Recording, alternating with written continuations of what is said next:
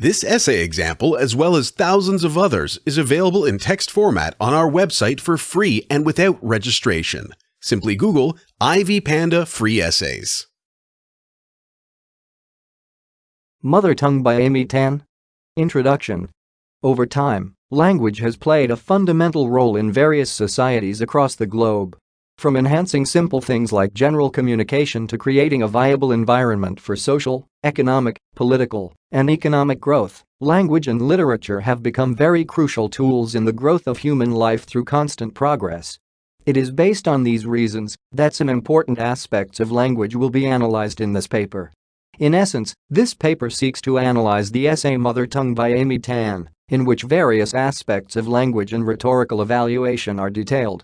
It is important to note that Amy Tan not only uses the article to give us an insight into her world of writing and the continuous commitments she made to better her mastery of the English language, but she also expresses different rhetorical values and emotional aspects of her mother tongue that greatly helped in advancing her expertise in English and literature.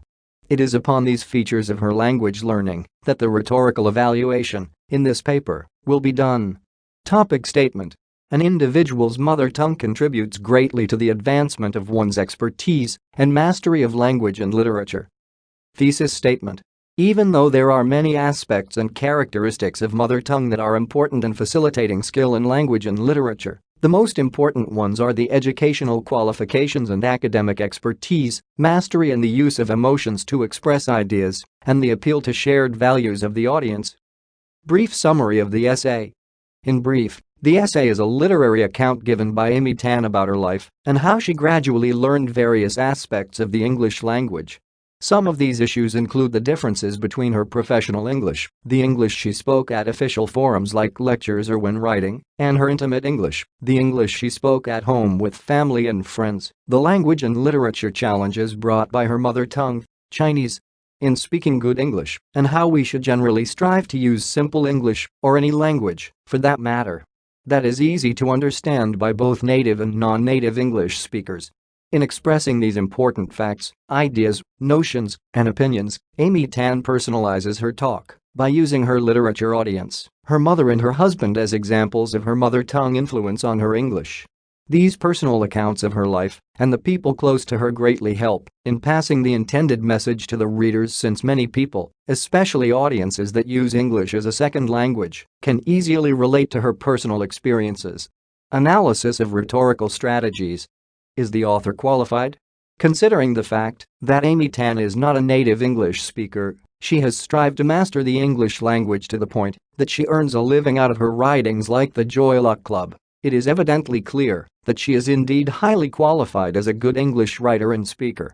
In addition, Amy Tan's good qualifications are demonstrated by the fact that she has been able to give over half a dozen talks to different groups of people on how to improve on their English. Furthermore, Amy is not a professional, she would have not been able to give these many lectures in an efficient way.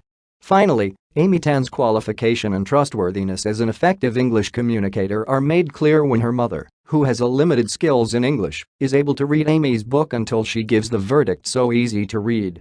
Does the author appeal to the shared values of her audience? To a great extent, Amy Tan appeals to the shared values of her targeted audience, people whose English speaking or writing skills are somewhat influenced by their mother tongue. This literary appeal is, essentially, the reason Amy's mother is able to read her book in an easy way. Again, despite the influence of her Chinese mother tongue, Amy Tan still manages to master the English language and gives lectures to a professional audience while ensuring that she follows all the necessary English speaking skills principles. As we move towards the end of her essay, Amy embraces the need to find a way of communicating and appealing specifically to audiences like her mother who needed simple English, the English that she grew up with. Being able to appeal to the values of both complex and simple English audiences is undoubtedly a great literary skill. However, it is worth stating that there are some sections of the essay where Amy admits that her initial writings were majorly based on her life experiences and her environment. As much as this may be viewed as a good thing, the writings do not entirely represent the happenings in other places that people struggle with the influence of mother tongue on their English. For example, the family routines while she was growing up or the judgment calls she made when faced with tricky English tests are not the same for all non-native English speakers. Does the author use emotions effectively? Amy Tan's many adventures and experiences as she strived to learn English evoke a lot of feelings. For example, when she felt mad and rebellious when her mother did something that she thought was not good for her learning. On the other hand, she praises her mother and the influence of their mother tongue in shaping who she was as a writer. There are also instances that Amy talks about how she felt about her writings and career progress as a writer. All these good and bad feelings clearly demonstrate her effectiveness as a speaker and writer on the use of emotions to make her readers feel or react to her work in a certain way. Overall evaluation of the text's effectiveness.